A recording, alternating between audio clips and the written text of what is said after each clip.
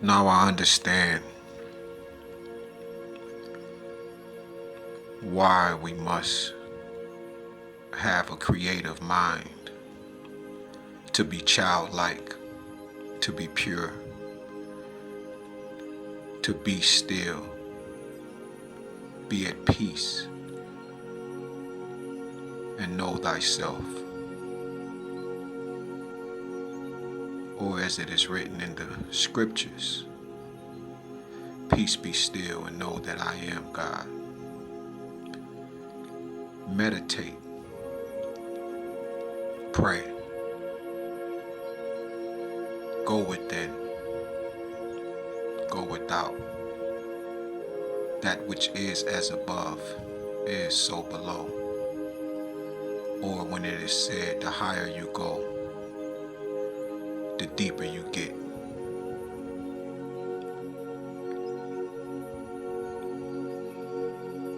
We are to be able to be perfect. Maybe once in our lives, maybe twice.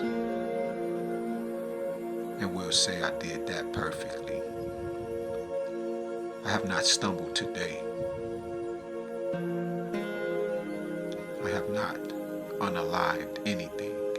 I have not been a stumbling block upon or unto any. But that I mean good and my intentions are purely love. To know a good and great and the best thing that is to be done. There is a saying that love is thicker than blood and water. And though we are the integral parts of the whole, separation leads to more separation. So all my life I have been practicing to be perfect. And perfect practice makes practice perfect.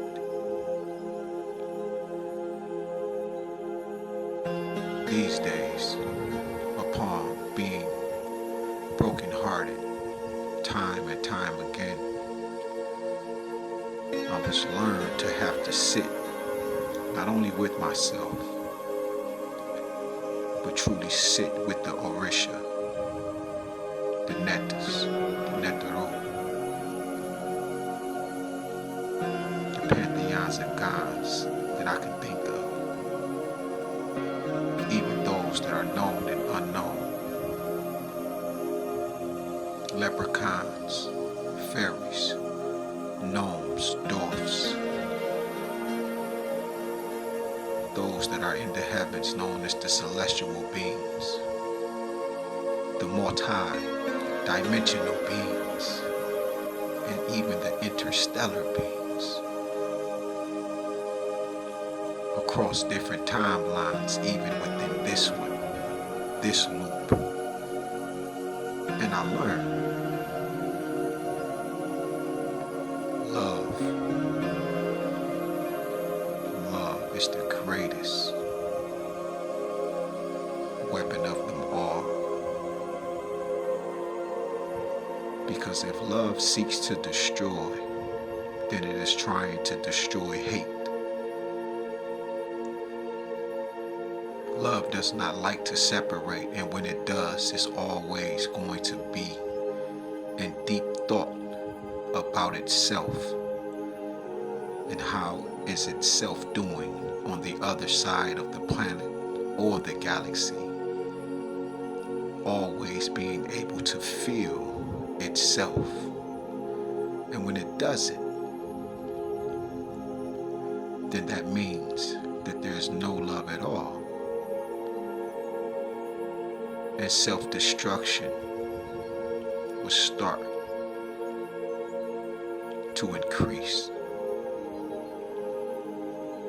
Truth stands alone, but love seeks for another, realizing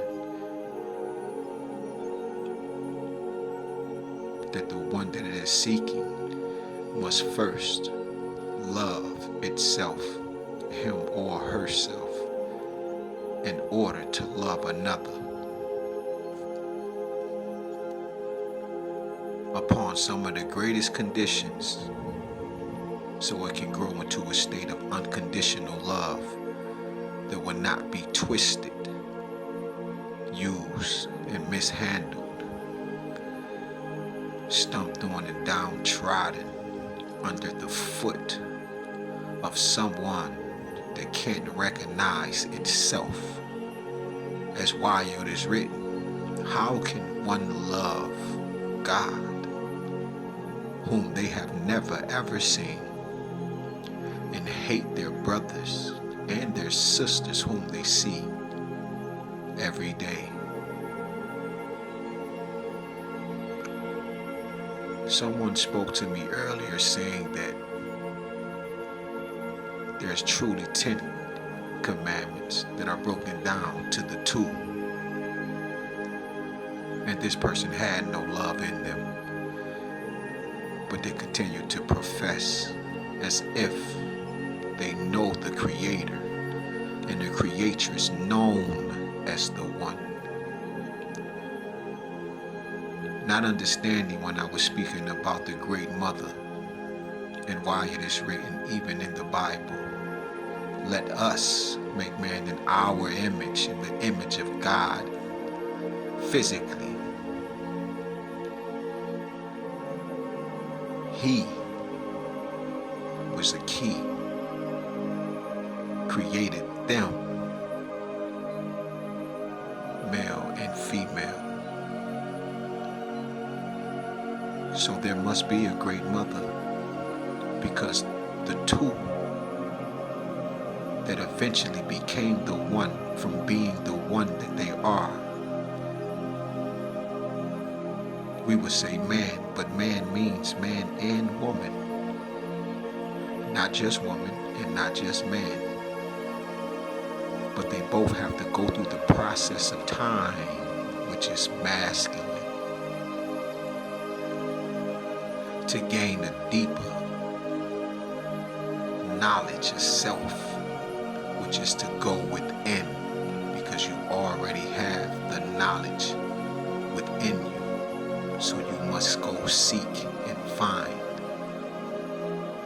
And after being on the journey physically, you have to peace and be still and go find the great mother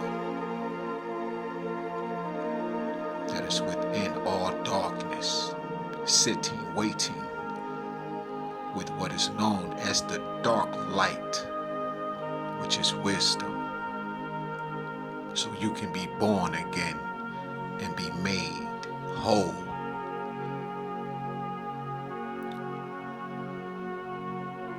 People say things like, love God with all your being, and then one must love their neighbor as they love themselves. But if this was true, not only will women have the equal rights and stand in equality as it has always been, but men wouldn't get bent out of shape when other men come around, or women wouldn't get out of shape when other women come around. But that's the difference, such as myself. The one I took to the sun is because of the wavelength that she was on, and she tapped into minds, not realizing that I was the great father and the great mother walking the earth in the flesh. And the Creator said, you considered her, which was the right thing. A mistake that my ancestors could not see, a few of them, for the blindness that white supremacy had called